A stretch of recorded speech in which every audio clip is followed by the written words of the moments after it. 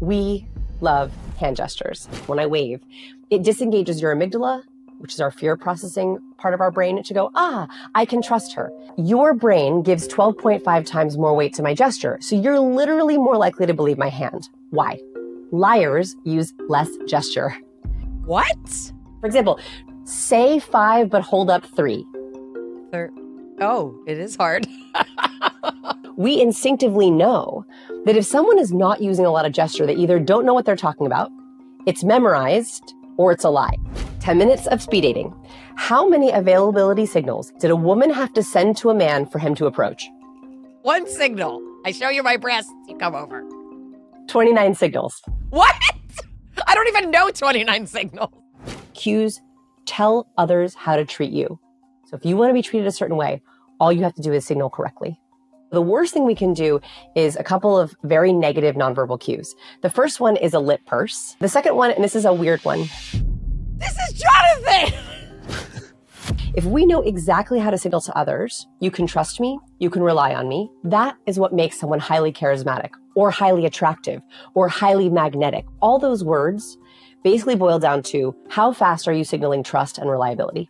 I was taught, don't judge a book by its cover. Lies. Lies.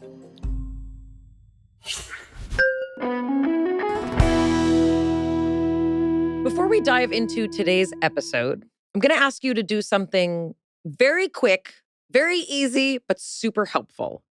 I'm going to ask you to hit the subscribe button. You see it? Go get it. Hit the subscribe button. It just takes a second, but it means a lot to us. You have probably noticed from all of the comments that we get, many people find that listening to MBB regularly is helping them feel happier, healthier, more inspired. And you know what? That actually is why we are doing this. It makes my heart swell to hear that so many of you are feeling inspired. So subscribing to this show, whether you're listening on YouTube or whether you're listening to it through a podcast app, it's the easiest way to ensure that you will never miss an episode. So we don't want you to miss a single one, and you don't want to miss a single one. So you'll get notified as soon as a new episode drops. All you have to do is subscribe and share this episode with someone if you enjoy it. We're trying to spread the word. Help us do that. The best way to support our show is by subscribing. So do it now. Thank you so much for being here. We really appreciate you. Let's get back to the good stuff. Hi, I'm Mayim Bialik. I'm Jonathan Cohen. And welcome to our breakdown. Today, we're going to be breaking down cues. What signals are you unconsciously giving off that might be, I don't know, predicting your entire social circle and ability to function socially? What can you do to shift the way that you present yourself and the way that you understand the way other people present themselves so that you can conquer social anxiety, feel more confident, and even achieve more? This has huge implications because it impacts how we connect, how our ideas are heard or received at work, if people feel like they can trust us, if they feel connected to us. These are all happening in these micro signals that people are reading within milliseconds of seeing us. We've got some incredible information to communicate about the things you did not realize you are putting out there. We're talking with Vanessa Van Edwards. She's a multi-time best-selling author and behavioral researcher. She specializes in communication and leadership. More than 50 million people have seen Vanessa on YouTube and in her viral TED Talk. She's written Captivate, which has been translated into over 17 languages, and her latest book is Cues, Master the Secret Language of Charismatic Communication, Small Signals, Incredible Impact. Also, is there a way to know if someone is lying or being disingenuous in their social media profile, in interactions, and especially in the dating world? This has huge implications. What if you could tell when someone was not trustworthy? We're so excited and very nervous to see what Vanessa interprets about my face and Jonathan's. Let's welcome to the breakdown, Vanessa Van Edwards. Break it down. I'm so happy to be here. I already feel self-conscious because one of the things about you is that you are, you are the person who knows pretty much the most that I could imagine knowing about how people communicate and the cues that we give. So I already felt self-conscious when I was like, hello, like, am I saying it right? And in your book, you talk about this exercise and I'm like, is that a happy hello? Was it a powerful hello that I gave her? Was it an lovely. inquisitive hello? I loved your hello. I loved it. What about Jonathan? Jonathan is a softer Oh no, spoken. Jonathan's no, didn't no, I'm just joking, Jonathan. I loved it. I loved it. I'm just joking. I'm teasing you. It was all wrong. I have to redo. Hello? Hello. That's your questioning hello. Hello. Hello. Yes. It's your vocal first impression. We decide how confident someone is within 200 milliseconds of hearing them speak. So really smart people, they have this problem where they prep their ideas, their content for a meeting or an interview or a date, and they don't realize that actually someone decides if they're going to trust them in that first word. I mean, that means a lot less preparing is necessary in my life. I think it's good news. I'm like, this is good news. It means all we have to do is practice that first word. Now, look, of course, if you don't say anything substantial after that, it's hard to recover. But that first word, it kind of makes or breaks your confidence. Either it sets your entire interaction up for success, or you're kind of clawing your way back in terms of confidence. I'm going to ask a really basic question. Like, Yes. If you had to tell me percentage-wise, how much of what we communicate conveys who we are versus how we communicate it, what's the percentage split? Okay. Well, we have to think about our traits, like what we're signaling. That's called social signals, or our cues, versus just the shape of our face, the way that we look, what we're wearing. And so I think that most of what we're signaling to others is our social signals, our cues. But we also have a baseline. I would even say 50% is just our face shape, our hair, our body shape. We can tell a lot by just that thin slice, that first impression. They even found that when someone looks at a profile picture of someone, they can guess 4 out of 5 personality traits with 76% accuracy. What? I know. So when you're looking at a Tinder profile, you might not be wrong. Wait. So hold on. I was taught, don't judge a book by its cover. I was taught Lies. Yeah, I know. We do judge books by their cover. And this is really important for us to know. If we can't help but judge a book by its cover, shouldn't we have the best possible cover and then social signal on purpose? Sorry, I'm having a big problem, especially as like a female person, a busy person, because like there's so much to keep up with and trends keep changing. So it's also like, I don't know, how far do you take that? When I looked at dating apps after I was divorced, I was astounded that like the prettiest girls that I never thought I could compete with were all on an app together. And you could just like see millions of them. And I was constantly comparing myself and feeling like I'm never gonna be able to match up. How does that work in a world that you're now telling me is increasingly driven by those impressions? Okay, here's what's really important is we are more attracted to, and this isn't just physically or in romance, it's also professionally and socially. We are attracted to people who like us. We are attracted to people who signal availability. And they've actually tested this. So researchers looked at a bunch of singles in a dating scenario, like a big bar speed dating scenario. And when they had the singles mingle, they found that the women who signaled the most availability were approached the most and got the most numbers, not the most attractive women. So what we want as humans is, one, we don't want to be rejected. And two, we want someone who is open to us. By the way, can you guess? So in a 10-minute speed dating test, how many availability signals did a woman have to send to a man for him to approach? I think the number is going to be low. I think it's going to be like 1. I was going to say like 2 or 3, maybe. 1 signal. I show you my breasts, you come over. 29 signals. What? I don't even know 29 signals. It was the same signal over and over again. Specifically, we love the availability signals are quick glances, right? So like the flirty glance. Quick glances. Are you flirting with me, Vanessa? I was flirting with you. I was. Did you like it? I'm so out of practice. I've been with my husband for 20 years. Did you like it? It's a little. Okay, that's the quick glance. Yeah, quick glance. Smiles. So like a quick I call it a savor smile when you're like the smile blossoms on your face, right? So you're like right. But you have to actually like the person, right? I was doing it. I was just showing how it works. So quick glances, slow savor smile, and angling the body towards them and like dipping towards them. So like a little bit of Aren't you? Don't you feel that I'm flirting with you? Look.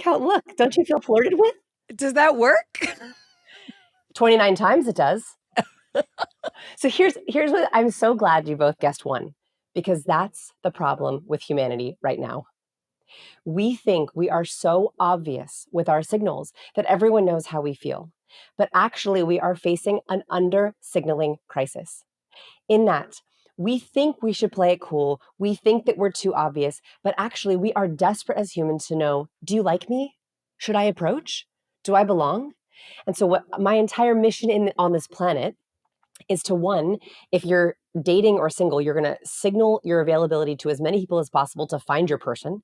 Two, if you're lonely and you're looking for friends, you are signaling, I like you, so you find your best friend.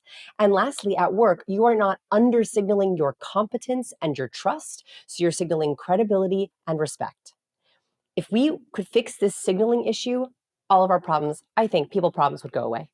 I'm sorry, I'm hung up on the shoulder dip. Here, I'll do it again for you. Here you go. That's it. Mayim Bialik's breakdown is supported by Bzigo.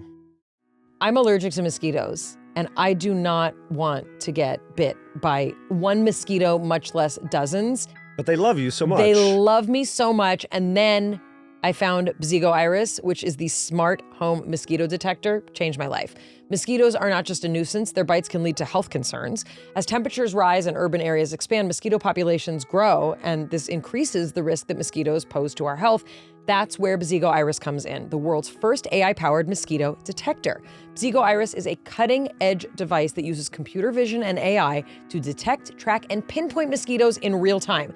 No more guessing, no more swatting at thin air, just a simple, precise way to finally take control of your space. Bzigo's advanced computer vision system scans your space 24/7, detecting mosquitoes instantly. Once it lands, Bzigo uses an eye-safe laser to pinpoint its exact locations. You can see it and get it.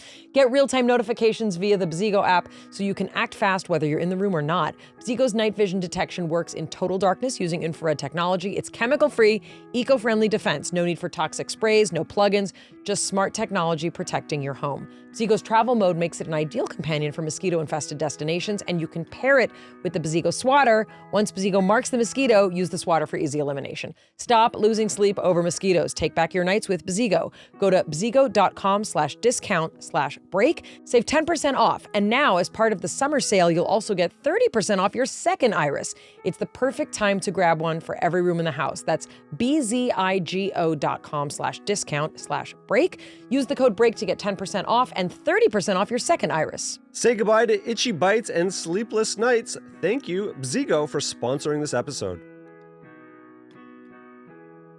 Mayim Bialik's breakdown is supported by Element. Element helps anyone stay hydrated without the sugar and other dodgy ingredients found in popular electrolyte and sports drinks. Electrolyte deficiency or imbalance can cause headaches, cramps, fatigue, brain fog, and weakness. Element is awesome. It's a zero-sugar electrolyte drink mix born from the growing body of research that shows that optimal health outcomes occur at sodium levels 2 to 3 times government recommendations. Each stick pack delivers a meaningful dose of electrolytes free of sugar, artificial colors, or other dodgy ingredients. Element's formulated for anyone on a mission to restore health through hydration. It's perfectly suited for athletes, people who are fasting, someone on a keto, low-carb, whole food, or paleo diet. From health experts, everyone from famed Stanford neuroscientists to functional nutritionists, to moms, exercise enthusiasts, heavy sweaters, sauna sitters, and those who want a dynamite no-sugar margarita or mocktail, incorporate Element into their daily routine. Jonathan and his son love Element so much, there's not a glass or water bottle in the house that doesn't taste like some variety of Element, which is delicious. They just came out with lemonade, which right in time for summer is so good. It's lemonade salt. Salty, tart, and refreshing. Brings you the best of summer wherever you are. You can mix it with water, but add it to iced tea for a salty Arnold Palmer. Add in some fresh fruit. Get yours while supplies last. Get your free Element sample pack with any purchase at drinkelement.com/Mayim. Also, try the new Element Sparkling, a bold 16-ounce can of sparkling electrolyte water. Try Element totally risk-free. If you don't like it, they'll refund your order. No questions asked. Again, for your free Element sample pack, go to drinklmnt.com/MAYIM. That's drinkelement.com/Mayim. It's worthy of a summary because we're talking about likability, belonging, credibility, respect. What did I miss? So that's it. And in sum, all the women in the experiment, so they did, this was a huge experiment, it was very interesting, is they found that the women in the experiment, no matter how attractive they were, it did not matter if they were quote unquote attractive or what they were wearing or what their hair was like or what their makeup was like. All that mattered for if they were going to find their guy was how many times they signaled availability, which puts us in control of how people treat us.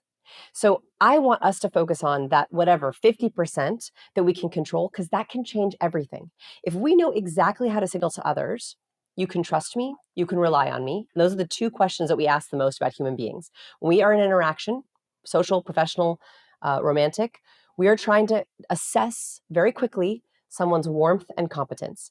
So the faster we can signal, you can trust me and you can rely on me, the more we quickly bond with others. That is what makes someone highly charismatic or highly attractive or highly magnetic or highly dynamic. All those words basically boil down to how fast are you signaling trust and reliability? Would you say that we have a connection crisis right now?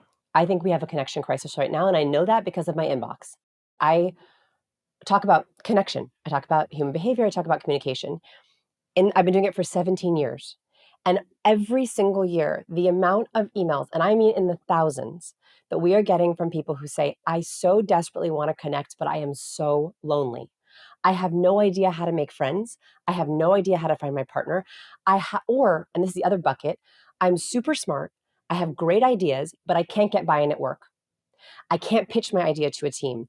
I am overlooked and underestimated for raises and promotions. And it has nothing to do with their actual intelligence or their actual likability. They're just not signaling it clearly enough. So yes, I think we're in a crisis. It's why I'm on this podcast. Let's fix it. Let's fix it together. And a lot of people then just assume that it's them. There's something fundamentally wrong with them, that they're not dateable, they're not lovable, and they build these internal narratives that are so self-destructive that lead to depression, to lead to clinical anxiety. And then we medicate them because we say, oh, don't have this narrative that there's something fundamentally wrong with you. There isn't something fundamentally wrong with you, but then they're still stuck in this trap, not knowing that they are participating, as you said, up to 50% in signaling how their external environment is actually interacting with them. I'm a recovering awkward person. I have a lot of awkwardness. I spent many years thinking something was fundamentally wrong with me. And so my goal is that it has nothing to do with you. In fact, you are great. We just have to make sure that we're signaling correctly. And that is it. I think that we have to stop the loop sooner. Because what happens when we're awkward? We feel awkward. So we under signal or signal wrong. A lot of people also, they'll mute their signals. They'll send, I call them dream killer signals, like cues that are just like, they will just kill any kind of reaction or connection. And then they get even more awkward because they think something's wrong with them. They're like, I give up. I'm not going to connect. I'm not going to do it. How do people signal trust, reliability, warmth, competence? What are the key signals that indicate that? And then conversely, what are the key signals that are undercutting? Here are the signals not to do if you want to convey trust and reliability. So very first is we want to make sure that we are signaling likability. So the worst thing we can do is a couple of very negative nonverbal cues. The first one is a lip purse. So this is very easy. If you press your lips together, it's a universal sign of withholding, and I don't like this. It's like we literally close our mouth to either hold in what we're actually thinking or we don't want to take anything in. In a first impression, when someone is talking to you, when someone is opening up to you, you want to make sure that you're not accidentally lip pursing. If you are in an interaction and you see someone lip pursing, they might be withholding. They might be holding something back. This is when I say, are we good? Does this make sense? Anything you want to mention? That has uncovered more hidden hangups, just saying to someone, are we good? Are we good here? So avoiding a lip burst. Second, same area of the face. I like to stay in the same area of the face, is a contempt microexpression. So a contempt microexpression is a one-sided smile. Jonathan! I always text him during podcasts. He's like listening, but I'm like, why do you look angry? No, resting bothered face is real. So, or RBF, right, as people call it. And this is because at rest, like for example, at rest, my face looks sad. You want to see my face at rest? Here's my face at rest. It kind of, I'm fine, but don't I look really sad? Yes, you look like Jonathan. Yeah. Yeah. I'm just at rest a lot. So Jonathan, you and I, by default, and this is just the shape of our facial features, as we age, we tend to either get angry or sad. We tend to look angry or sad, even if we're not actually angry or sad. And so at rest, people are seeing that facial expression. They're seeing that facial feedback, and they're like, well, I guess I'm doing a bad job. I guess we're not connecting. I'm going to disconnect. So contempt is one of them at rest that people do all the time. So it's a one-sided mouth raise, kind of like a smirk. You can try it with me if you want, just one time. Don't you feel kind of better than like, This is, we actually tested this in our company where we asked people what they thought this expression meant with models. And most people thought it meant boredom. But actually, contempt is a very negative expression. It shows scorn or disdain or disrespect or better than. And I see it in a lot of profile pictures. I see people do it at rest. Oh. And so we need to make sure that if you're going to show like, a facial 'cause expression. Some people think it's like sassy bitchy, like, Exactly. Or like a little funny attitude, but actually it's so scornful and negative. And Dr. John Gottman, he's a marriage and family I was counselor. just going to say, contempt is one of the 4 horsemen. Exactly. So in his marriage research, where he followed thousands of couples, he found he can predict which couples will get divorced with 93.6% accuracy just by looking for the contempt microexpression. Meaning he can watch a silent video of a couple and tell you with 93.6% accuracy if that couple will get divorced. What this means is because contempt is one of those emotions that doesn't go away, it sort of festers if it's not addressed. And so one, you want to make sure that you are not accidentally signaling contempt at rest or in your profile pictures. Second, if you see contempt on your partner or a teammate or a friend, you want to immediately address it. You say, are we good?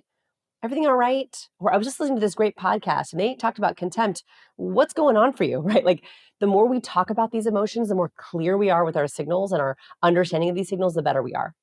Resting face, contempt lip. I have a horrible Zoom face. I have been called out multiple times. People are like,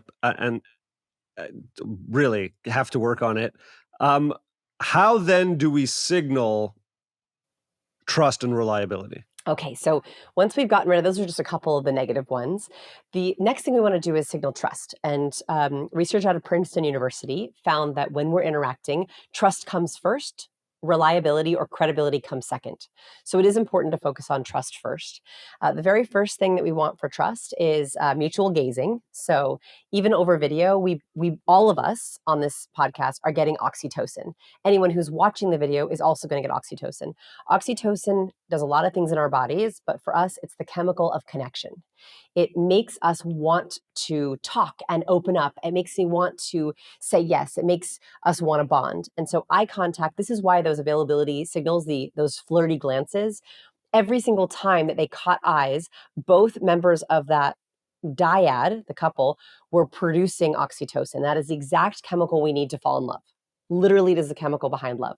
So when we are interacting, the worst thing we can do is this. And I'm holding up my phone. Yeah, how was your day? Good? Yeah, great.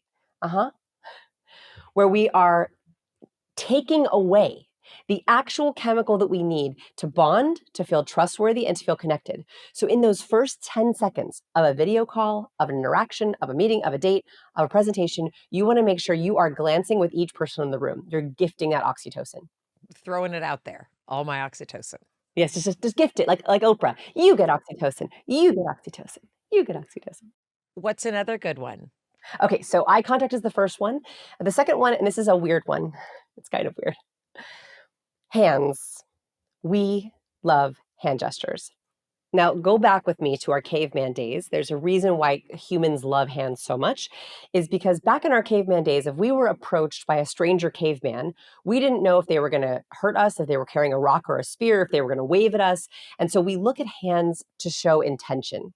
And so when we first see someone, if we can't see someone's hands, so for example, if I were to put my hands off camera for this entire podcast behind my back, it would be harder for you to trust me. You could be holding a gun. I could be holding a gun or a rock or a spear or who knows what's back there. And your brain's like, where are her hands? What does she mean? And especially in person, we're trying to prevent the most awkward moment in all of humanity, which is, are we going to handshake, hug, high five, fist bump, or wave? What are we going to do? Or get punched in the face. Or get punched in the face, or get slapped in the face, or what are you going to do with that hand, right? And so we are aware of hand gestures. And if I were to keep mine back there, it would be very distracting. So one is hands first. So the moment I hop on camera, morning, good to see everyone.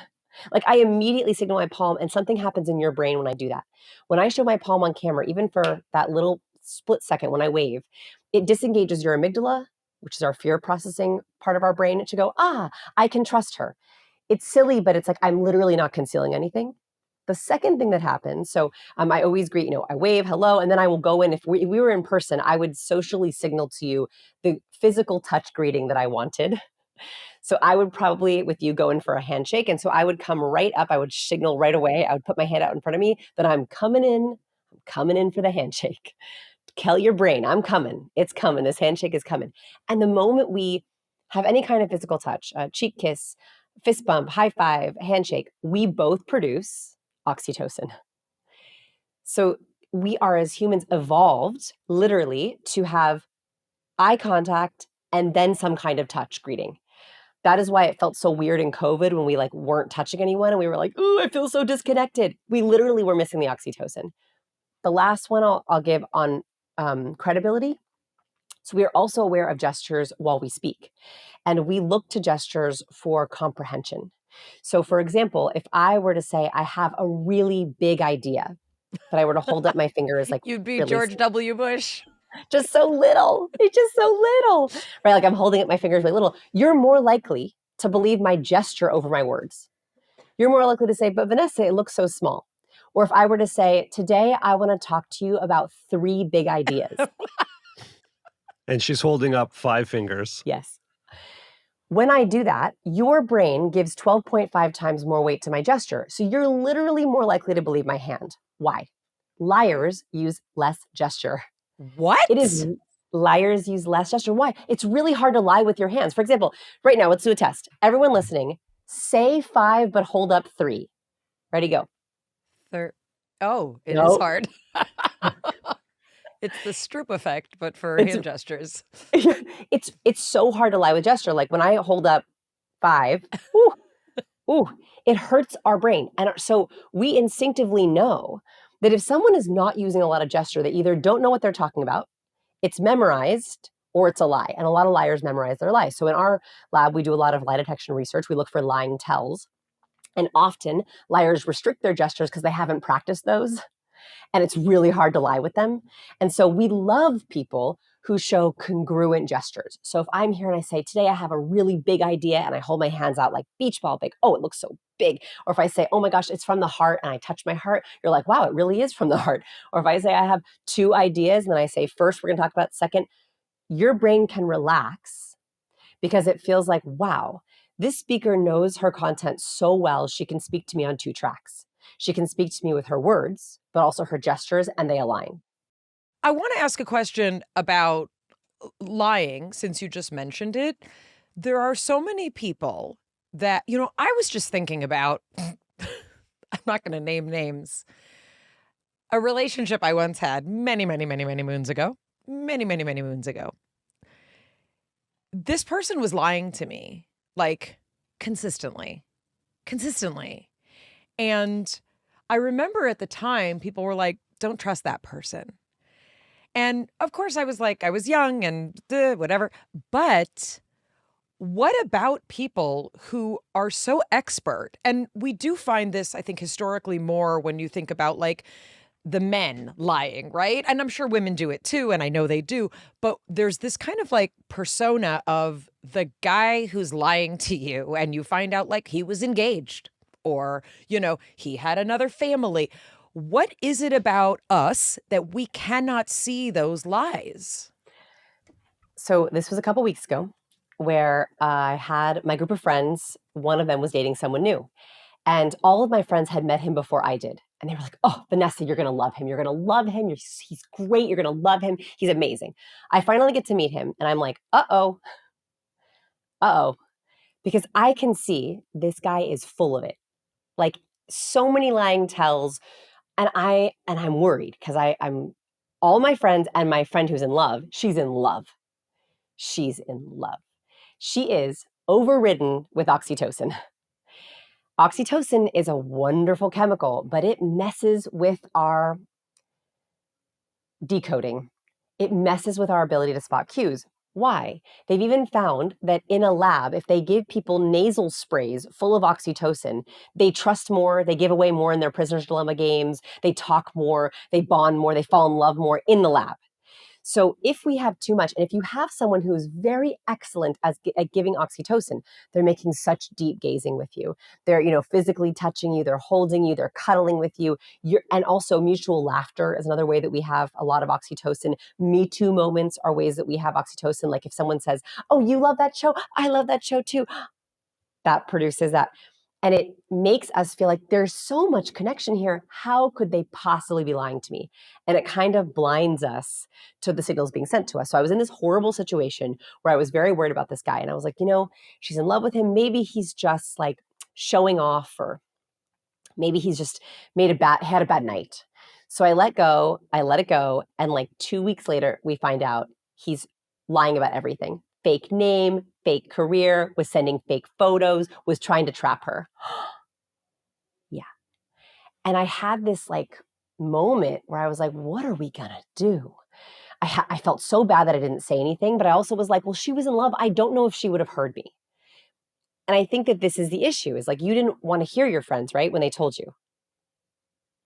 And so I think that we have to really empower ourselves with knowing what the cues are so we're not guessing. And once we know these cues, there's 97 cues to learn. They're not that hard. Even if you know 10 of them, like after this podcast, you already know a bunch of them. Like we know lip pursing, we know contempt, we know, I'll teach you one more for liars. So liars will restrict hand gestures. One more that you should watch out for is an incongruent nod. So in Western cultures, when we say yes, we shake our head vertically. When we say no, we shake our head horizontally. Liars don't practice their nonverbal cues. And so they'll often say yes, but shake their head no. So it looks like this. What do you think of the new girl? Oh yeah, she's great. And they'll shake their head no while they're saying yes, or they're saying great. So watch out for those incongruencies. If we are empowered by those, and I also was someone I felt lied to a lot when I was younger. The reason this is why I got into this work is I wanted to protect myself. We can empower ourselves with those cues, and then we know we're not misinterpreting anything. Once we know to spot a cue, it's much easier to see it. You can't really unsee it. I joke with my students that it's kind of like a blessing and a curse. Like once you know how to spot these cues, you'll start seeing them everywhere. And that means we have to make a choice. We have to make a choice. Are we willing to live in radical honesty, which means hard truths, which means seeing cues that might be inconvenient? Or do we want to live in blissful ignorance? I would always choose hard truth. Mayim Bialik's breakdown is supported by BetterHelp. As we talk about here frequently on the podcast, there's still stigma out there surrounding mental health, and in particular around men's mental health. Strength comes from maintaining a healthy mind, and men today face immense pressure to perform, to provide, to keep it all together. It's no wonder 6 million men in the U.S. suffer from depression every year. It's often undiagnosed, but we're here to say it's okay to struggle. Real strength comes from opening up about what you're carrying and doing something about it so you can be at your best for yourself and everyone in your life. If you're a man and you're feeling the weight of the world, Jonathan and I talk a lot about how it can be extra hard in a culture that really doesn't emphasize men speaking about their emotions and talking things out, but it's important to talk to someone. Depression in men can look like addiction, it can look like anger, it can look like withdrawal, but what's really happening is something much deeper, and it's so important for us to get to the bottom of it. It's important to talk to a loved one, a friend, a therapist. We're here to tell you that with over 35,000 therapists, BetterHelp is the world's largest online therapy platform, having served over 5 million people globally. It's convenient. You join a session with the click of a button. You can fit therapy into your busy life and switch at any time. As the largest online therapy provider in the world, BetterHelp can provide access to mental health professionals with a diverse variety of expertise. Talk it out with BetterHelp. Our listeners get 10% off their first month at BetterHelp.com/break. That's BetterHelp.com/break. What about those liars who are lying to themselves? Do they have the same cues if they're in their own delusion? Oh, Jonathan, that's the hardest question of all. Nope. Simple answer is nope. And this is my kryptonite. This is my kryptonite, or my Achilles heel, or whatever metaphor you want to use. Self-deceivers drive me crazy. I think that everyone sort of has core values. and especially core relationship values. And my number one core value in a relationship is self-honesty. Because if someone is self-deceptive, they don't leak any cues. And it's impossible. Like, I had a friend who I'm trying to not be friends with anymore because of this, because she believes her own lies. And so even when I say, I don't know if the sky is purple. Like, I really haven't noticed that much. Like, maybe like if I squint, but I really think it's blue. And she's like, "Oh, no, no. I know the sky is blue." What do you do with that?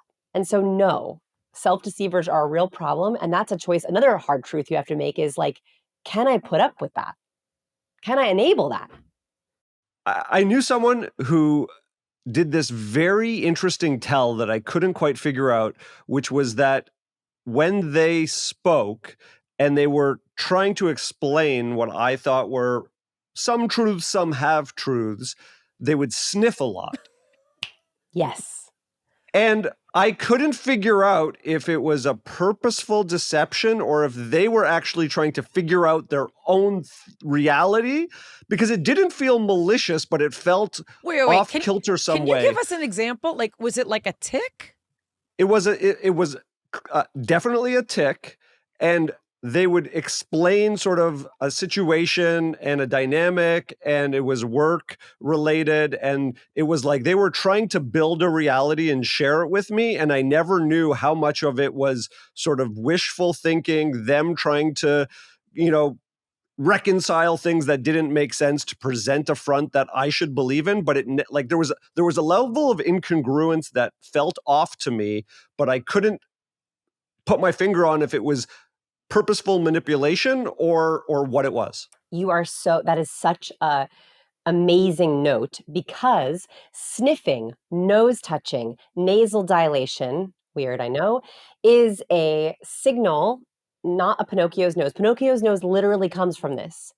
They have found that when they observe blood flow in liars' faces, we get increased blood flow in the tissues of our nose. This is how the animator got the idea for Pinocchio's nose, is some people can feel it. Like, there are people listening who are like, "Oh my God, I totally feel my nose itch and tickle when I lie." Some people are aware of this feeling. So you're absolutely right. When someone is conjecturing or lying or bending the truth, they will get increased blood flow in the tissue in their nasal wings. It also can cause nasal wing dilation. And so what happens, it looks like this. I just like, I don't know why they do that, but in that circumstance, they may not fully be lying, but there's an incongruency between the reality that they're presenting and the one that they're experiencing internally. And there is some guilt in there, right? Like it's the guilt fear cocktail that causes that weird blood flow. Now, I want to make a really important note here is lie detection is very hard. It's a very challenging science because there's not a single cue that means someone's lying. There are statistical cues to deceit. There are things that often liars do when they're lying. So what would be important in that, and you mentioned it by accident, so you totally got this, which is with the people in our life and ourselves, we need to understand their baseline, what they look like when they're telling the truth. If someone is always allergic and always touching their nose, that is not a cue for them. But if all of a sudden they get into a topic or they're saying something and all of a sudden we're seeing 3 or 4 lying cues or statistical cues to deceit in a row, that's what I would call a hotspot area. So all of a sudden to see the sniffing and the nose touching, that's when I would go, wait a minute, what is going on here? There's some underlying emotion that you're picking up on. I wonder if you can talk a little bit, and you do so much incredible research, but there's something I'm really interested in as you talk about also you being a recovering awkward person. I think about people on the spectrum. I think about the difference in reading social cues, which we know is a component of certain aspects of neurodivergence. But I'm also really kind of drawing on, episodes we've done with like Gabor Mate, when we've talked about trauma and how, having clinical PTSD and things like that can often blunt our ability to read cues and also produce them. Can you talk a little bit about what you know about trauma and how it impacts our ability to know ourselves and know the intentions of others? Yes, it absolutely can. It can blunt our ability to, with social cognition, ability to read cues. It can also blunt our oxytocin response because maybe we've had connections or touch that hasn't produced, that hasn't been positive. And so, absolutely, it disrupts so many small cycles that are happening that we aren't even aware of. That, oh my gosh, for one person, touch feels very different. For one person, one kind of feeling feels very different. And so it changes things. Even there's research that looked at people with neurotic mothers. People with neurotic mothers misinterpret neutral facial expressions as negative. Start again. Say it again. Okay. People with neurotic mothers. And I am a neurotic mother, so I'm thinking of my children and less my mother.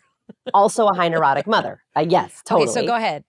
High neuroticism, by the way, neuroticism is a facet of personality. It is high emotional volatility. It's more reactive to negative responses. I got 3 stars on your quiz from your website for neuroticism. Yes, you and me are both high neurotic. And by the way, there's some chemical reasons why we shouldn't be mad at high neurotics. Okay, so we can talk about that in a second. Okay. So if you had a high neurotic mother who was more emotionally reactive and reacted more strongly to negative things, you, as an adult, misinterpret neutral faces as negative, which is why I used to leave parties, dinners, happy hours, and turn to my husband and say, I think they're mad at me. And my husband would be like, what? Who? I'm like, everyone. I think everyone hates me. Because I just always think everyone hates me because I misinterpret neutral expressions as negative. This is what got me into the work of like, okay, I clearly have a cycle disruption here. I need to fix it. Jonathan thinks that he has a neutral face that I see as negative, and I know that his resting bitch face is sending signals. Sorry. I mean, this explains every party Mayim has ever gone to. It's also funny because you literally called Jonathan out earlier on having a negative face. Yes. But it really is. Maybe my face is fine. No, I have gotten that note from other people besides her. I wonder also, I wonder if you can talk a little bit about, I'm an actor person, right? And I, started professionally acting when I was 11. And the reason that I became a professional actor was that I really enjoy emoting. I really enjoy picking up on a vibe and elevating it. I used to love to make other kids laugh. Like I get a sort of rush from like making you laugh or making you feel something. So one of the things that, people assume is that I was this like hammy, overexpressive child who was like, notice me, and that wasn't really my story. But for those of us who are actors, we're differentially tuned in to subtleties. And, if you watch like a master craftsman actor, like for me, like a Gary Oldman or a Denzel Washington, you see that like nothing is missed on their face and what they understand. And a lot of times I am accused of reading other people's emotions too strongly, or that I'm picking up on things, or that I'm making things up that eventually they admit like, oh, that's true, you did pick up on it. Can you talk a little bit, not just about from an actor perspective, certain people are more receptive, and likely it is because of interesting stuff from childhood. Can you talk a little bit about what that means and the challenges that presents? Because I feel like it's a weird superpower. It is a weird superpower, and you're exactly right. Let's talk about what's happening underneath, because you're exactly right, and we should hone it like a superpower. So neurotics. Most high neurotics carry a certain form of a special gene that carries serotonin. Serotonin does a lot of things, but in our bodies, it makes us feel calm, calms us down. So high neurotics produce less serotonin more slowly. So if something bad happens to them, they see a cue of social rejection, like an eye roll or they are going to have a stronger reaction to that. And then they're not going to be able to calm down as quickly. 100%. You just described me. That's it. Yeah, yeah, me too. Me too. So, okay. So this happens to us, and it's happened to us from age 3. Personality kind of consolidates in that 2 to 4 year range. And I have a 2.5-year-old and a 6.5-year-old, and I've literally watched this happen in those years. Okay, so we feel this happening starting at age 3, where something bad happens to us, and we literally feel it more strongly than everyone else or the other medium neurotics in the room. So what's the reaction to that is our brain goes, I better be able to predict negative cues because I don't want to feel this way again. And so our brain, the part of our brain in the fusiform face area for my scientists and that reads faces begins to activate much younger than everyone else's, where we're looking at our mother's face and our father's face or our other mother's face. We're looking at our siblings' face. We're looking at our friends' faces. And we're trying to predict, did I just say something wrong? Because I better know now. Is he mad at me? Is she sad? I better go help her. And so we're developing this because we're trying to prevent misinterpretation or something negative later. But that can make us overfire, right? That can make us misinterpret neutral faces as negative. But mostly it serves us. Like mostly that has protected us and we become super empathetic. We often think of plan B, C, and D because we're trying to think so far ahead. So neuroticism is a superpower. And if you are neurotic, you have to understand that you have a hyperactive cue reader. So you have to tune it to make sure you're not getting the wrong signals. I mean, it's so accurate. And again, I can't help but think of people who were raised in homes that maybe don't feel safe, right? Where like that tracking can be the difference between am I going to get hit or not, right? Or do I need to run or not? And these are very like the brain is wired for this, right? Like evolutionarily, we are wired to understand these things. And there's a variety of expression of all these genes, right? There's a whole like that's why people are different. And it's funny because a lot of times we'll go somewhere and I'll say like, "Oh, I picked up on like that eyebrow, like the eyebrow movement." And Jonathan will be like, "I really don't know what you're talking about." And I can't tell then if he's just out of tune and that's what I'm here for is to alert everyone, right? Like I'm going to like ring the bell, or if I'm too tuned in. And also, how do you turn that off? I don't know how. I don't think we can. I don't think we can. Although I think that surrounding yourself with people that you just so inherently trust that it can be dormant or off is critical. So basically wrap myself in bubble wrap. No, wrap yourself with amazing friends, Okay. right? Like, I don't have many friends, but the ones I have are great, because I need to know that my cue reader has to be completely off for them. This book, Cues in particular, is so interesting and it's so important. Even there's like a whole section on like how to write an email, how to be effective in like all forms of communication. I appreciated that you like emojis. You think that those are good because I use them all the time. And I was like, that's the way that I convey what's actually going on, right? Like, anyway, but I'm also wondering, there's all different kinds of people. Can you speak to people who, let's say, are awkward, feel awkward, and maybe they're not looking to sort of become high achievers in the workplace? Maybe that's not their motivation. What's it like for someone who's awkward to be able to find a sense of comfort around their cues while still getting to feel like I'm myself? Yeah, and there is a really fine line between showcasing the best cues you can and being authentically yourself. Right. And like that is a very hard line. And it was a existential struggle I had writing cues. I actually had a very different version of cues that I was like, you know, 20,000 words in. And I was like, I can't. It's too acting, actually. It's too much about performance. And I was like, if I want to write a book for actors, I can. Like that's a different book. And that's about performing and being on. This is a different book, which is how do I be my authentic self and conquer the awkwardness where I don't feel like I'm faking it till I make it? Because I don't like that phrase. I don't believe in that phrase. So the way that I think about it is everyone has their own flavor of charisma. So, for example, as a recovering awkward person, I am very clear with that. Like, I don't pretend that I don't feel awkward. I don't pretend that I'm not socially anxious. I literally will be out with someone and be like, I've had too much peopling. Bye.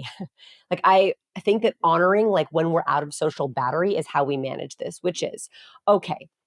If we all have this specific flavor of charisma, what are your social strengths that actually authentically feel good to you? For example, I love a one-to-one conversation or a two-to-one conversation. I love a small group. I love an intimate dinner party. I love learning. I love conferences. I love a good conference. I do not like happy hours. I'm allergic. I do not do networking events. I won't come. I will not even do like holiday parties are my kryptonite. another kryptonite. Like there's no structure. I don't really know him. There's not enough food. There's never enough food. Like it's not my thing. And so I'm always like, I'm so busy, I can't come, because I just know that is not where I can authentically be myself. My awkwardness is too high. So what are the places, or where are the places that you feel like I can actually be my best self? And for some people, by the way, it is allowed. In my bed, in my bedroom. Also me. I feel like I'm charging in my bed. I feel like it's like my charging dock. Yes, in my bed. And I sometimes invite my little girls to snuggle in my bed, and that's all the peopling I want for the day. And that's all it is. So you find your places that are less draining, and that could be with friends. Then you find your people. So who are the people who bring out your best self? And this is really important. Ambivalent relationships drain us faster than toxic ones. And what I mean by this is, if you have someone you do not like an in-law or a friend of a friend, just theoretically, if you were to have that person, you don't like them. So you're not going to go sit with them at dinner. You're not going to ask them to go for a little walk. You're not going to sidle up next to them and catch up. They're toxic. But the ambivalent people, the people who you look at their name in your calendar and you're like, it's that push-pull. Yeah. Why am I dreading that? Or like you leave and you're like, that wasn't that fun. Or is she really happy for me? Or was that nice?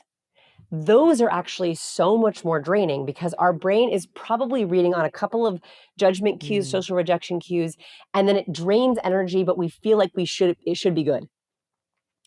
And so I want you to think about, who do you love seeing? They bring out your best self. You can be a little awkward and they still love you for it. That's who I want you to spend more time with. What cues do you use with them? Those are that's your natural flavor. And who are the people who they make you doubt yourself? I know I'm with someone who is ambivalent when I leave and I'm socially overthinking. Like I overthink everything that was said or everything. And I'm like, that story was kind of weird. And why did she say that? And that was kind of a weird tone of voice. That is someone who is probably sending me negative cues that I'm barely picking up on, and it's not good for me. I have a question, because this is a really important distinction. And also, I'm just thinking of Jonathan, who's a very, very social person when he wants to be, very charismatic when he wants to be.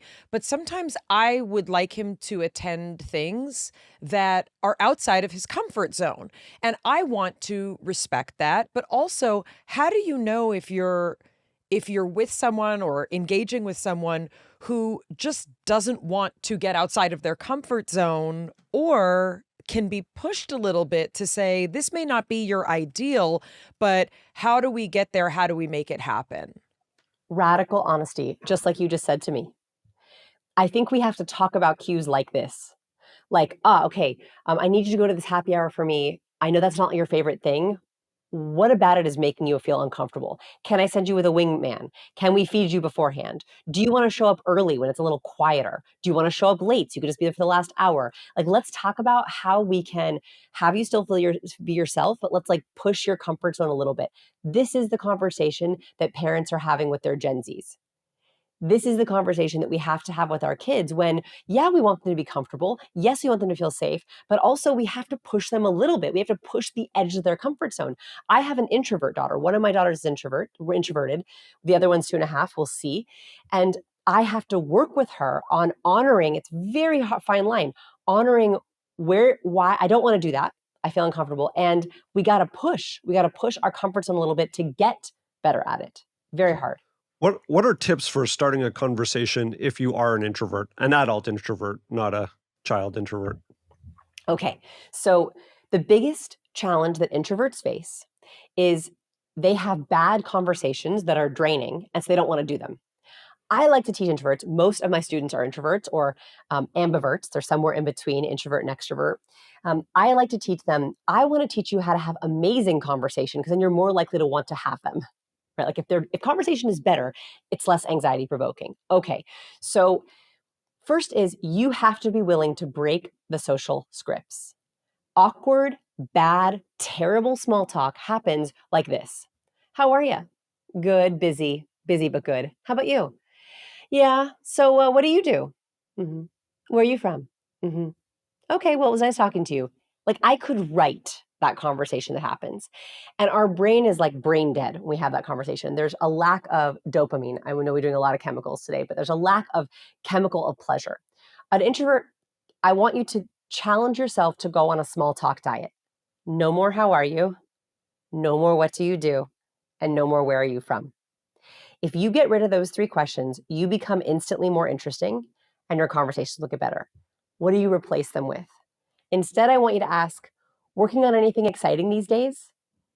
That question is one you can ask it to a new person or an old person, and it breaks the script very subtly. If I hear someone say, working on anything exciting these days, I actually have to, exciting. My brain does something. I'm activating a part of my prefrontal cortex that goes, excitement. What does that do? It makes me literally think of all the things in my life I like. So I am searching for a topic that I actually enjoy talking about, which is going to make me more positive. I'm going to send more positive cues. I'm also going to give more interesting answers. So if you ask that question, you're giving them a gift of dopamine, of excitement, of optimism. They're going to give you an answer that is far more interesting than what do you do or how are you? And then you're going to get to talk about something that you're excited about. So working on anything exciting these days.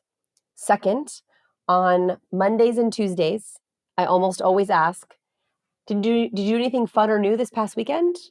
On Thursdays and Fridays, I always ask, have any fun or exciting plans this upcoming weekend? What about Wednesday?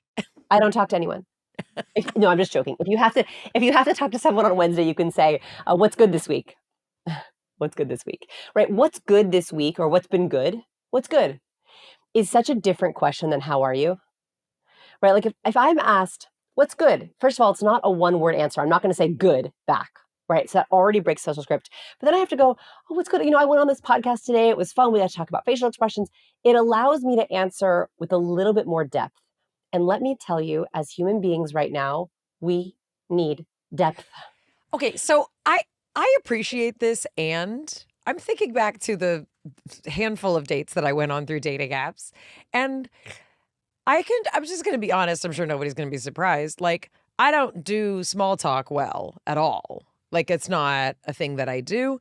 And so I'm frequently accused, even with like friends, of like going like too deep, too fast. And like, I don't know, for me, like, I don't need to like go on social media and be like, am I neurodivergent? Like, Jonathan is pretty certain that like I'm somewhere on some spectrum.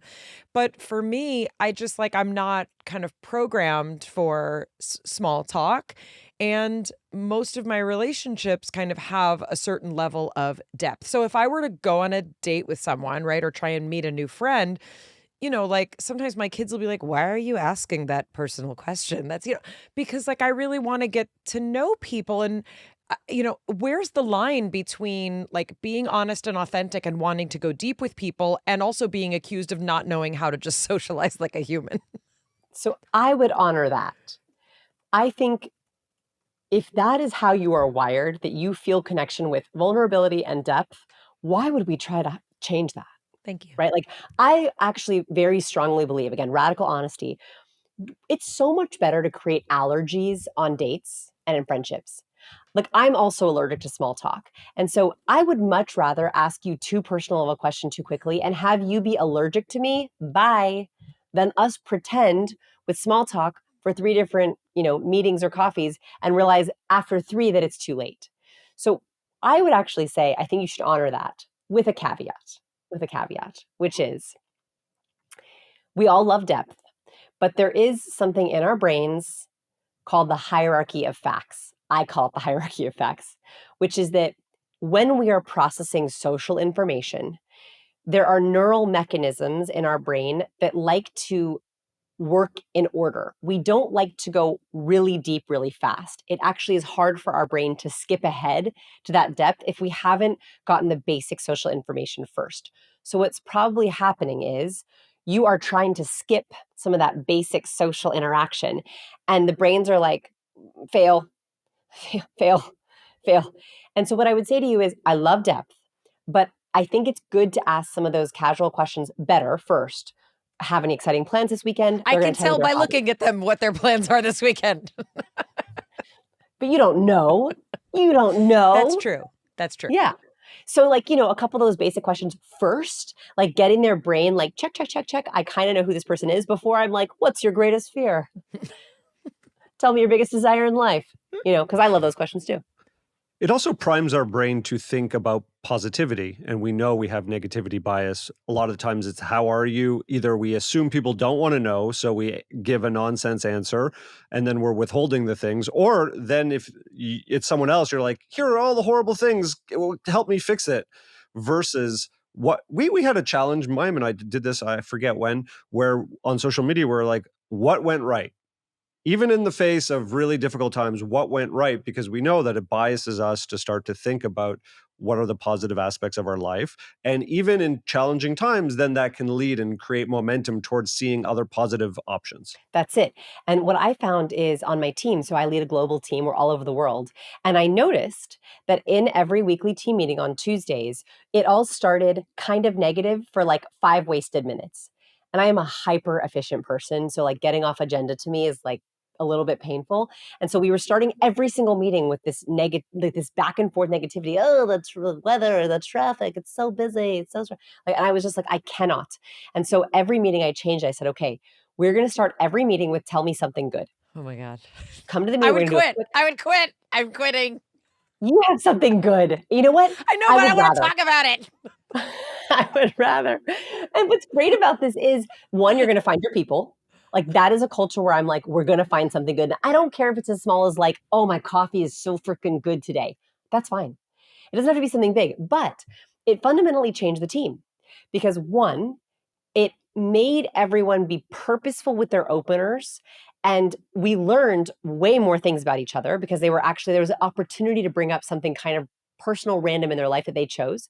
And then second, I had a team member who said, Mondays is my do good day because if I want to have something good to bring to the meeting. And so I always do good things on Monday. And I was like, what a gift that if we ask better questions, we can gift good behavior. So the questions you ask are gifts. If you ask purposeful questions that are breaking social scripts, that are searching for optimism, that are setting people up to do good things, why there's no better way to interact than that. Tell us about color theory, what that does for people. I mostly wear gray because it's easy to match with. I wear gray, white, and black, so I don't have to think about things. Am I setting myself up for failure? Also, in your defense, Jonathan has the spookiest hazel eyes, and he's got every color in his beard. So it's hard to pick a color to wear. That's why red doesn't look good. Salmon, there are definitely colors that don't work for me. So what should we be doing, and what generally should we know about color as it relates to how it impacts other people? Okay, so for there's 4 different channels for cues. Body language, so gestures, facial expressions, posture. There's vocal, so how we say our words, our volume, our pace, our cadence. The words we use, verbal. And the last one is ornaments, and color is a big part of that. Same with like what's in your Zoom background, the kinds of jewelry you wear. You have a fantastic Zoom background, by the way. Very understated, but very well designed. I love the circle thing. I've been vibing on it the whole time. Do you know the metaphor? Do you know the reference? Can you get the reference? I think, I don't know, but if I had to guess, I feel like there is some sort of almost infinity quality to the circle where you're also being highlighted, you're the focal point, you're being very, your importance is being increased by the color around you, and then the texture of the wall is adding sort of like a multi-dimensional depth to what's happening. Very good. Valerie is vibing on Halo. Like, is there something about emanation? Yeah, there's like an angelic quality about her with this halo Jonathan, effect. You said it better. So yes, and is it giving Renaissance halo vibes? Oh, interesting. It's from all my art history majors. Yeah. Yeah, very good. Crazy fact about this, I did not come up with it. I asked AI, my name is Vanessa Van Edwards. Please go Google me. Please look at my brand Science of People. What should my background look like? Please do a mock-up and find the products for me. And this is what it made. Wow. It really is becoming our overlord if it can do that. Yeah, but thank you for that tangent because it's so good. So color is difficult because I knew that color was a part of it. There isn't really a scientific basis for color in that red always means blank, green always means blank. A lot of cultural context. It's cultural context and universal human response to color. For example, when we are afraid or angry, we blush, we flush. So redness in the cheeks could be anger, it could be turned on. It's a passionate color of both good and bad.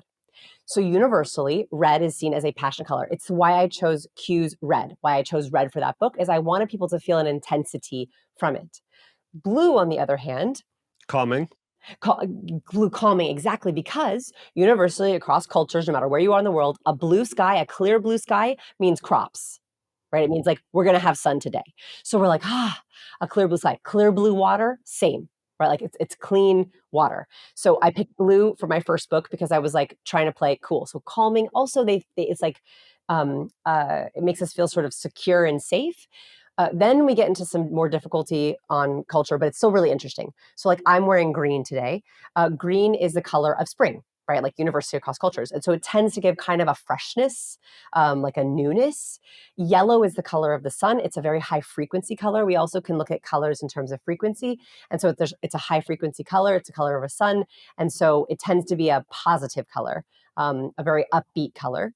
And then white, black, and gray are the colors that you mentioned. So white always reminds humans of cleanliness, right? Because of course. And so white is it can be sterile, but it also could be pure, like either one. Black is the most formal color. It actually doesn't lack meaning, even though it's colorless. It's the most mysterious, the most formal, and it's the most basic in the sense of if you wear a black shirt, as you are today, I believe, black or gray, I'm going to focus more on your message because you're not sending me any signals with your shirt, right? It's the most formal. And so I don't actually mind like black or gray because I think it just saying, don't focus on this, focus on me, focus on my content. That was the intention. Yes, exactly. And so I don't think any of them are right or wrong, but I think it is important to know how they cue you. Like I know I feel a certain way in certain colors, and that's really important. And then if you're thinking about branding or marketing, then I think you can think of colors in terms of what do they signal. Last question for you. How do we change how we see ourselves, especially if we've seen ourselves as awkward? We can embrace those qualities, but how do we start to see ourselves in a way that can signal there's more possibility, there's more connection? The limits that I previously had aren't going to define me. I think that purposeful is the side door into changing our limiting beliefs. Meaning, I was very awkward for a long time. I thought something was wrong with me. I thought I didn't deserve connection. I was very lonely.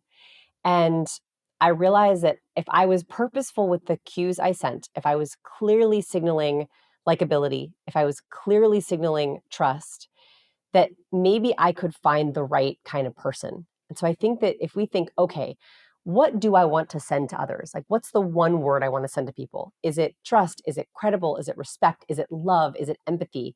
If you can be purposeful with those cues, we can work from the outside in. Once I started to clearly signal my liking on the outside, I started to get treated differently. And people were receiving the likes. And then I felt more likable. And so I think that we can start our loops with the outside in. We can start with being really purposeful with our cues, and that changes the way people treat us. Cues tell others how to treat you. So if you want to be treated a certain way, all you have to do is signal correctly. Amazing. Mastering the secret language of charismatic communication, cues, small signals, incredible impact. Thank you so much for helping us through some of these really sticky things in such a clear and engaging way. Really a pleasure to talk to you. It was so nice speaking to you. Thanks so much for having me. Here's the thing that made that interview hard for me. I feel like she's constantly analyzing everything going on my face. And I all of a sudden was like, are my shoulders up? Am I charismatic? Am I engaged enough? Am I too engaged? Is she looking at Jonathan's resting face and saying Mayim's right? I thought my resting face was really good during this interview. I don't know. I was really... It's a really, for me, the real kind of confusion is like, I do think I am more perceptive than other people. Not than everybody, but I think that there are some people, I am one of them, who is very perceptive. And a lot of times, like if someone seems annoyed with me, it's because they're annoyed with me. And I'm a person who annoys people. So I've had a lot of practice. And I don't know, but I don't know if that's just like, oh, I'm being too sensitive. And then I see people walking around the world who are just like, oh, if that person doesn't like me, fuck it. And I'm like, what's that like? What is that like? I've told this story before about a friend of mine, my friend Lisa, who's an actress, and she once said something about like an audition she went on, and it said like, wear something memorable or like wear something crazy. It was like, kind of like a funny thing.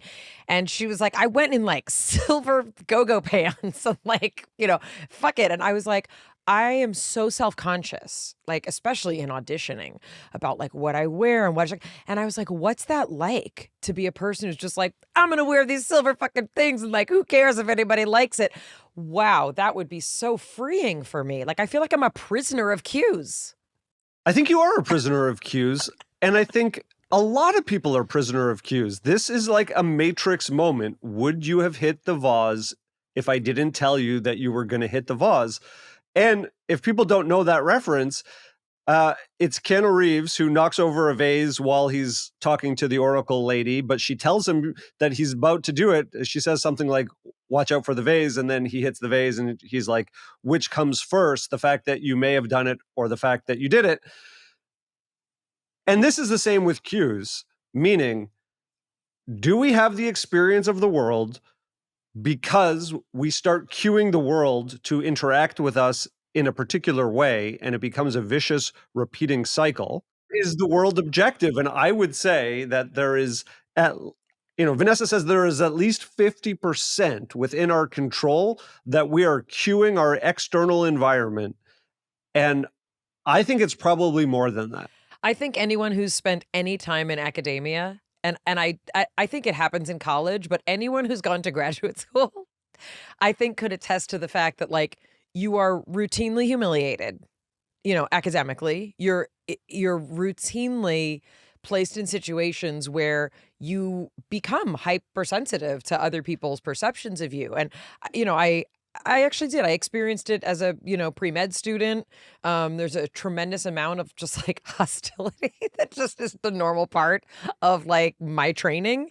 And I think it's probably true in a lot of fields. I don't think it's necessarily just graduate school or even college. I think it happens in a lot of people's work. But I think if you've been in a situation or, if you've been under any sort of scrutiny, I think that's what it is. If you've been in any situation where there has been excessive scrutiny, I think it fine tunes you, in ways to be more sensitive. Of course. And I'm not saying that if you cue openness while you're in a military academy, everything is going to be fantastic. And of course, in highly competitive academic situations, highly competitive finance jobs, investment jobs, in medical training, like there's going to be a level of pressure and competitiveness that you're not going to be able to remove yourself from. But if we're thinking about a generalized work environment where the stakes are somewhat even and you're trying to be noticed, be heard, if you're talking about social situations that you want to increase your level of connection, I think that's where this becomes the most practical. There was an aspect that I've heard her talk about before that we didn't get to, which was the power of liking other people to make yourself more likable. She said that the people who are most likable and most, have the most quote unquote friends, and we'll use that loosely because I don't mean that, they're your best friends, but social acquaintances and feel most a part of things, are the people who like the most number of people. And if you say, list me the number of people who you think are great, they'll be like walking down the hall of their school or their work. They'll be like, hey, Mayim, how are you? Hey, Valerie, how's it going? They have they call people by name. They acknowledge them. You know who's someone who likes a lot of people? Scott Barry Kaufman. He loves people. Scott Barry Kaufman, we had him as a guest. Highly recommend that episode. He's a cognitive scientist at Columbia University. And Scott's the kind of guy, he has positive things to say about people. Also, what's that like? We went to his going away party because he was moving. And what was really unique about it, and I thought very special to him, was that when everyone walked in, each person who walked in, he would sort of pitch their resume and what made them special. He was like, meet this person, and they're an expert in this, and this is their background, and oh, you would love to talk to them. And then he would like set you up for like a kickoff of what you might have in common to like remove the awkwardness of small talk. And he had so much joy about it. And I think this is the thing also, because it takes all kinds of people. You know, I don't want to live in a society where every single human is interacting at the Scott Barry Kaufman level, meaning it's too much. Like, it's too much. I'm picturing a hallway and everybody would be like, hey, how are you? How are you doing? It would be like an episode of Happy Days. Like, I don't want it. It's too much, right? But it takes some variability here. And, you know, I'm even thinking about like my own kids, you know, and I have two who are very, very similar, but very different. And, you know, my older one, like people were always like, he's such a charismatic kid. He can talk to anyone. Like he loves grownups. He really can. Right. But like, even when he was like 6 years old, he went to camp, like a family camp thing. And, you know, my ex let him out of his sight for like a minute. And like, at 6, he was like running the kitchen assembly line for the best, most efficient way for them to wash dishes. He was like a team leader at like 6 or something. And people were like, what is this kid? And he's just like, that was him. And then my younger one, much more like hanging back, like if given a task, wants to be part of, but like very, very different. And if he could choose, I don't think he would want people looking him in the eye and being like, how you doing? Like, he doesn't want that. But what's interesting is he has learned certain social cues that are important and significant.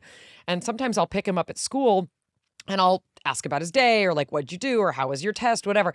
And then it'll be quiet or he'll be on his phone. And then all of a sudden he'll be like, and how was your day? It's like, oh, thank you for asking. Like, and I don't go into a soliloquy, but like I give a little bit of feedback of like, I did a podcast or this was this. And it's just like, those are the things that make social interactions happen. But I wouldn't expect him to initially think of that when he gets in the car. Whereas my older one would get in the car and be like, how was your day? Here's what happened to me. Let's talk about it. I think about both of our sons, and they do send off a cue that they don't want to interact. You're thinking about your son and my younger. They're very similar, I think, in their vibe. I'm thinking about a time we were out with my son and a group of his friends walked by and they were acknowledging him. Hey, what's up? And he kind of looked down. Now, it could have been embarrassment that he was out with us. That's exactly what it was. But I've seen him in other scenarios and he like really kind of plays it back. And I don't think it's a too cool for school attitude. I think he has a level of being somewhat of an introvert, a little bit shy. And he's been like this ever since he was young. If there's a topic or a task to do, and this goes back to what Vanessa was saying, is when there's structure, if she can't go to a networking event, but she can go to smaller groups. Okay, let's talk about that.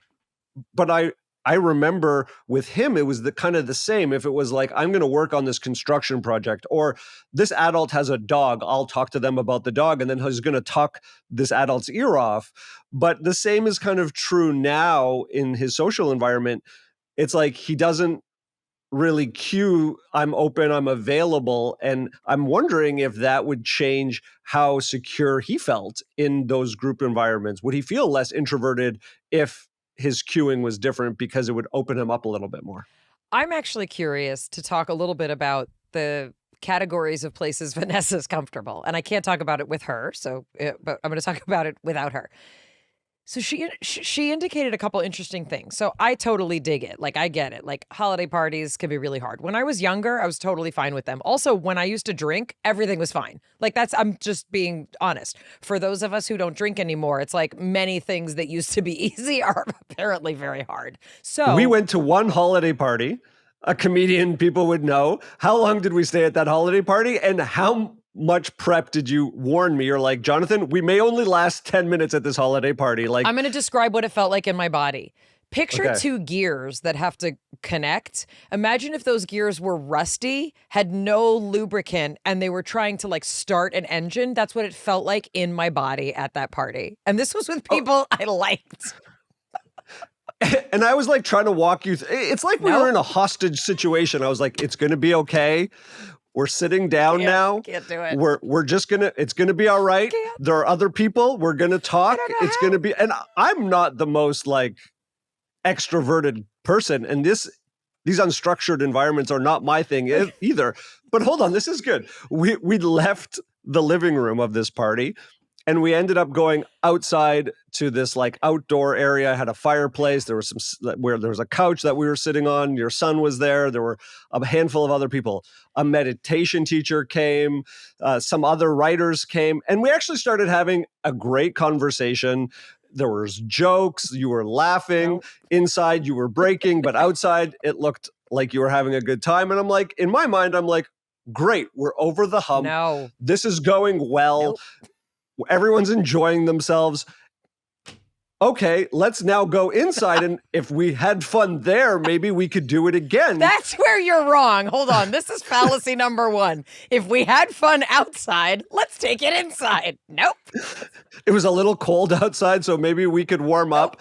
And I thought we would go inside, post up again, and my external cueing would say, we are open to conversation. Interesting people, come over. Maybe I would dip my shoulder a little bit, offer some glances.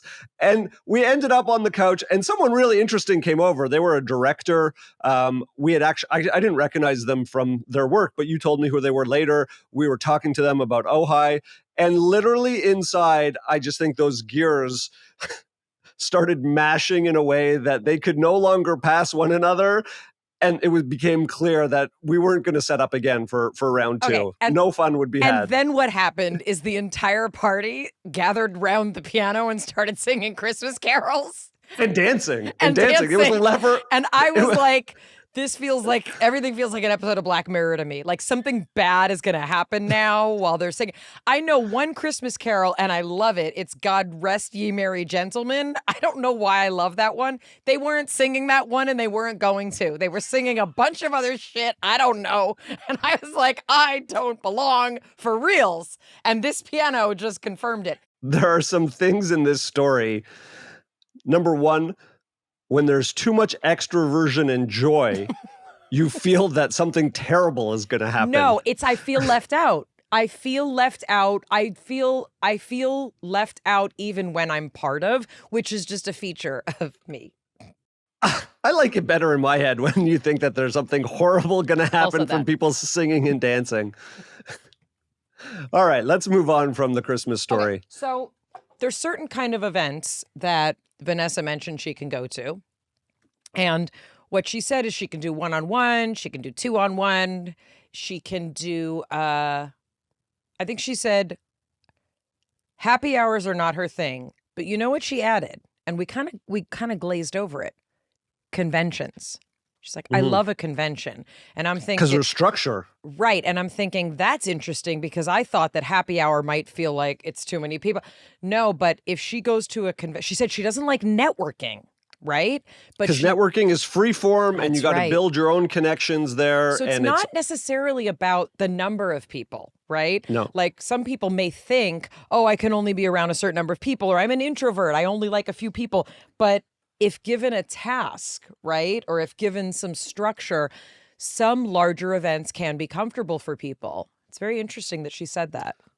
I actually think you have a better time in non-structured environments because you tend to shine. You actually hold court. You tell good stories. Look, here's the thing. I'm a performer. I'm comfortable on a stage, but we've all been at that party where you've seen that like actor or influencer who's just like, it's all about me. Like that's not my interest, but I am comfortable telling stories. But what I'm not great with is like the feedback and the social interaction part of it.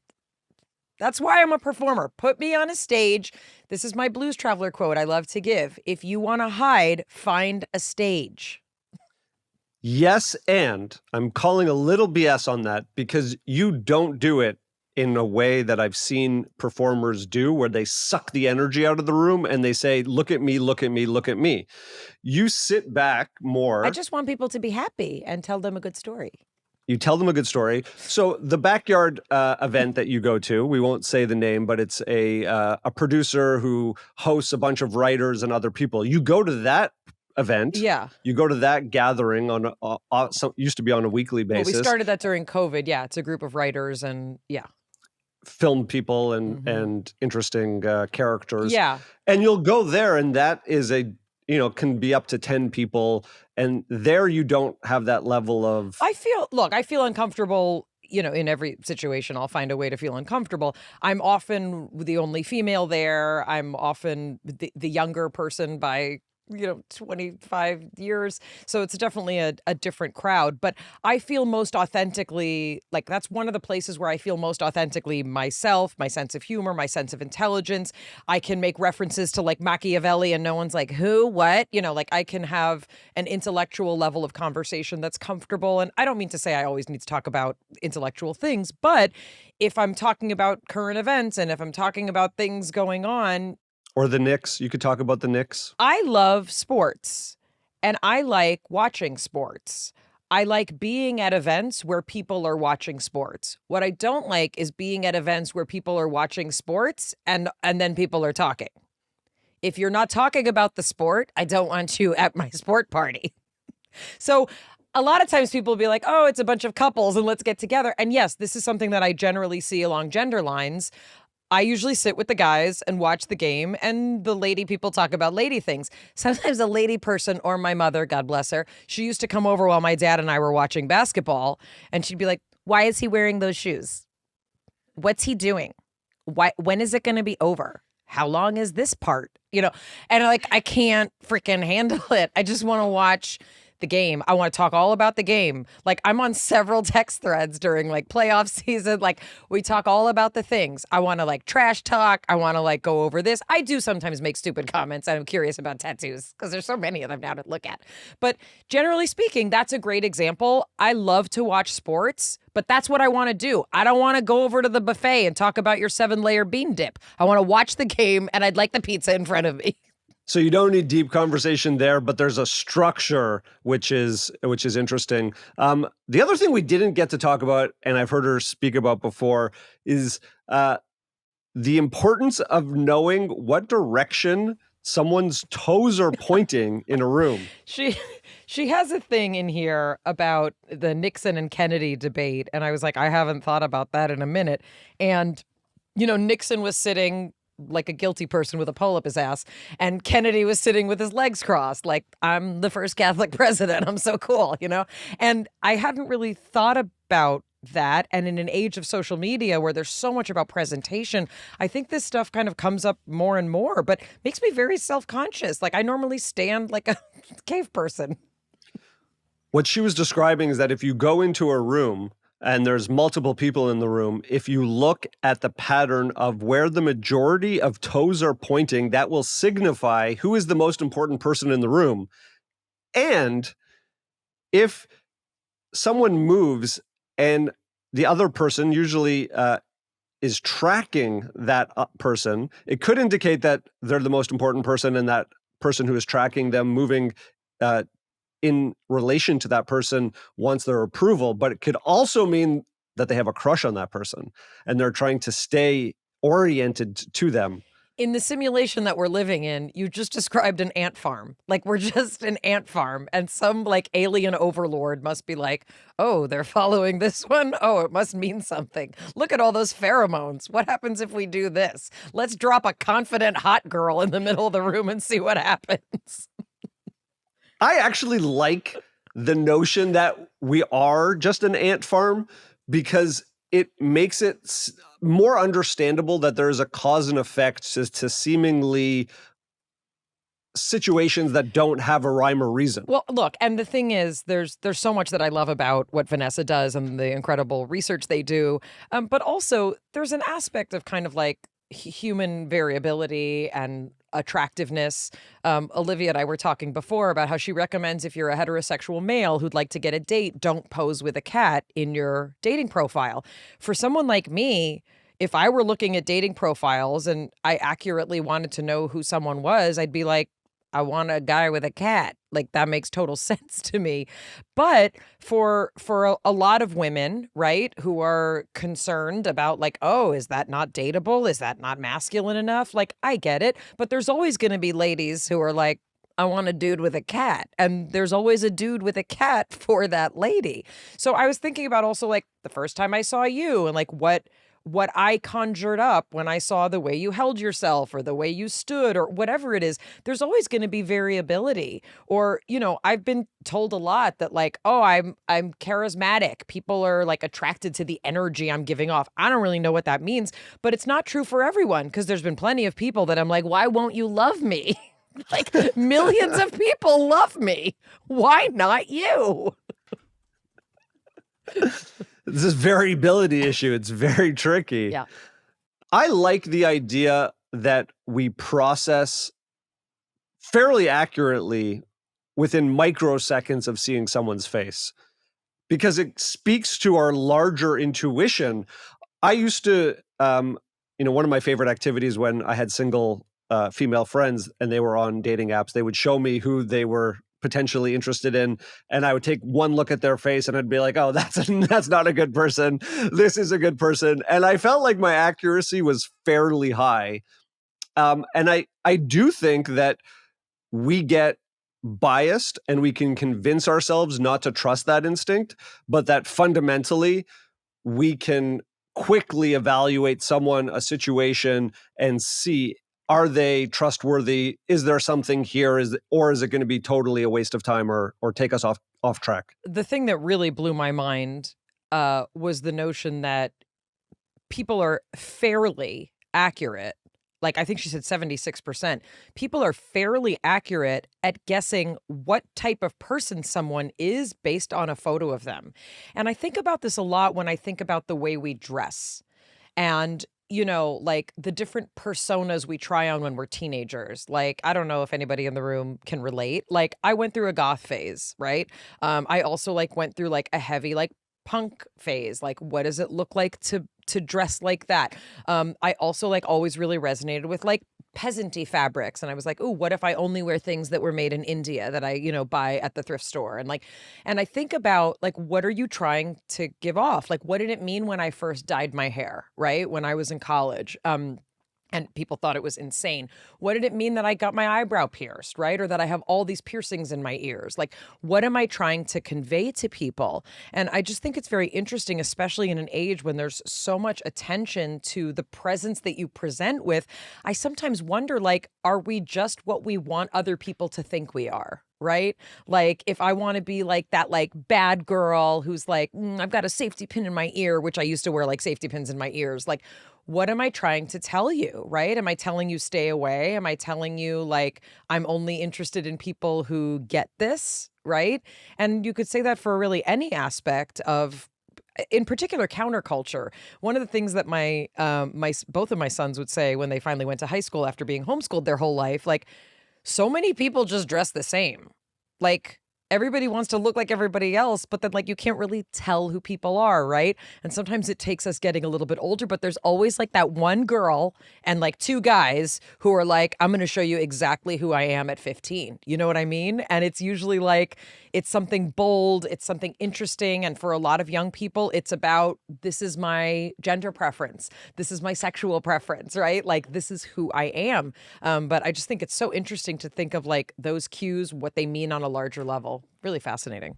One of the other things that I really got from Vanessa and from the book Cues, again, I'm going to hold it up, is that there are ways to learn better what your preferences are. There are ways to better understand what you're putting out there and what you want to receive. And I really, really enjoyed this book. And there's all these fun tips throughout and little exercises you can do. So highly recommend you check out Cues, Small Signals, Incredible Impact. And that's it from our breakdown to the one we hope you never have. We'll see you next time. It's Mayim Bialik's breakdown. She's gonna break it down for you. She's got a neuroscience PhD or two. One fiction, one and now she's gonna break down